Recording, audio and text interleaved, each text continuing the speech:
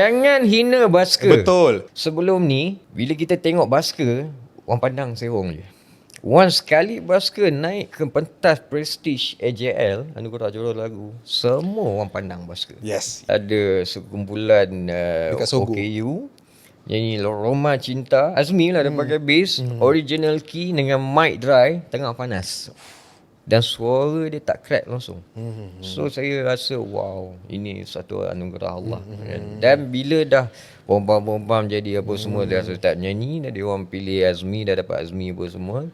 Bagi saya positifkan lah benda tu. Sebab apa? The once dah sekali basker go to AJL, so orang pandang. Sebelum kali basker ni ditengahkan, Ya. orang pandang basker ni macam penyanyi jalanan.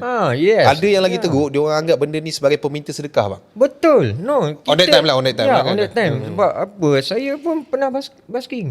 Saya pernah straight play macam tu apa semua. Saya pernah adap kesusahan macam tu.